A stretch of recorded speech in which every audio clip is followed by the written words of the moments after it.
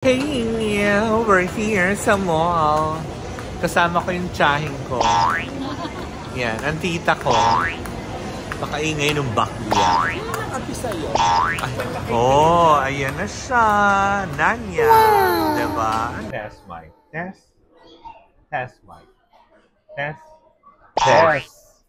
Kakabigay ko lang ng mic mo, binabastos mo sabi na ako. test. Test. Test mic. Test mic. Ganun ba?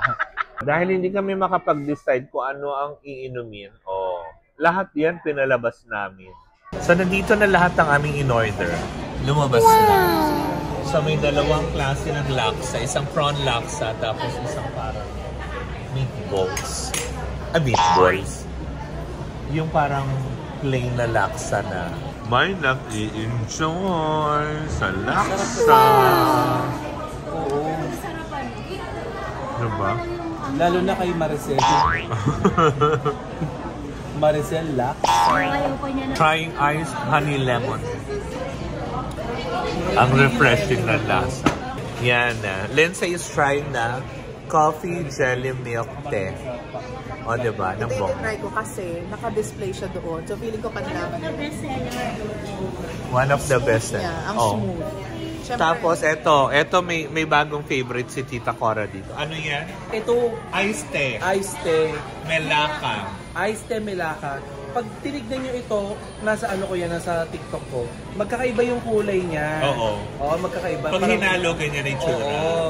Para siyang, sabi ko nga kanina, ay para siyang ano yung Lindsay? Dalgona. Oo, Dalgona coffee. Di ba nauso yun during pandemic? Nung tinikman ko, hindi siya coffee. Oo. Tsaa siya, ang sarap. O, diba? Saktong-sakto ito, kapag kumain ka ng marami, meron ka ng tsaa. Tingnan niyo naman po yung kinain namin. Wow! Ransak.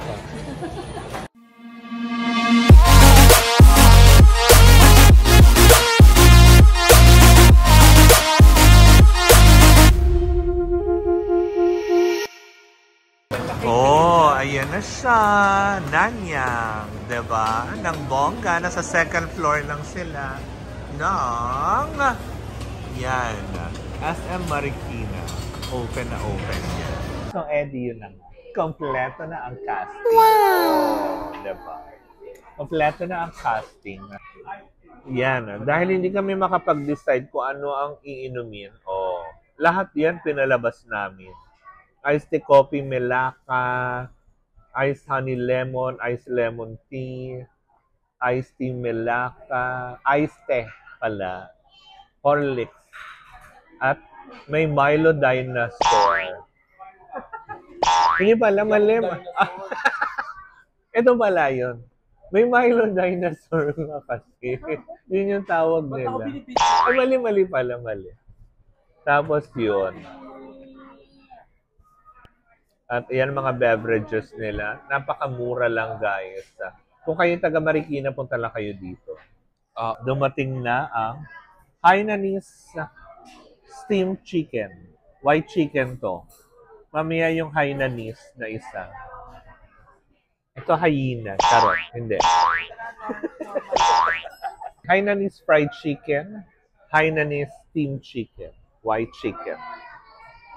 Fried. Steam.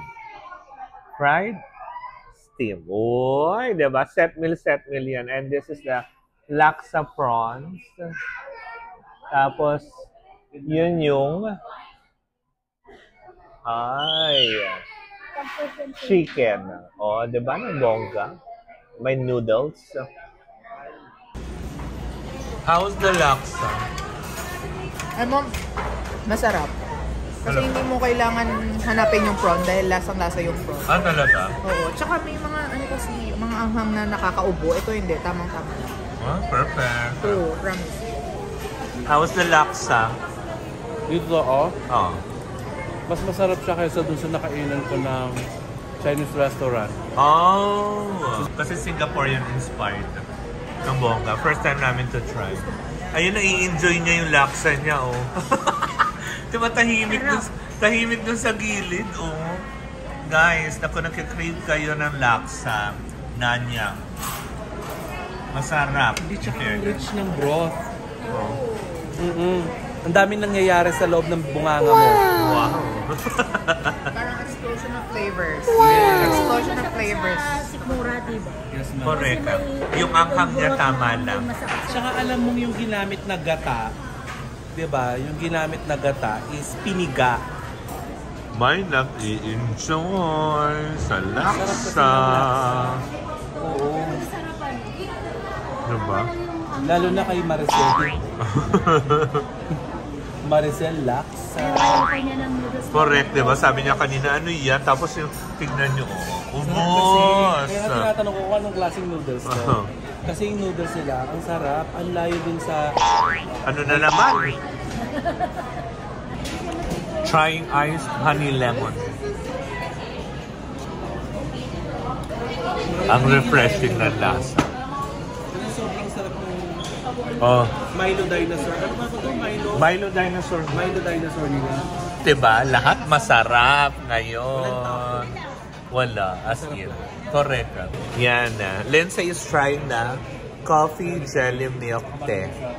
O, diba? Ng Ito bong. try ko kasi naka-display siya doon. So feeling ko panlaman yun. One of the best. Yeah, ang Oh. smooth. Siyempre, Tapos, eto may bagong favorite si Tita Cora dito. Ano yan? Ito, iced tea. Melaka. Iced tea Melaka.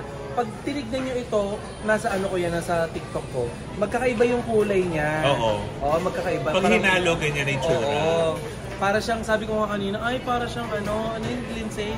Dalgona. Oo, Dalgona coffee. Di ba nauso yun during pandemic? Nung tinikman ko, hindi siya coffee. Oh. Tsaa siya, be, ang sarap.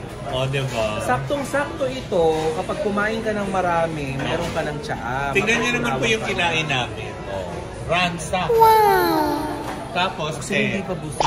Ay, hindi ko pa ba busog? Hindi pa namin Hindi pa daw po ubos. siya busog. O-order pa ako. Na-amaze ako kanina. Tama ba? 280 ito?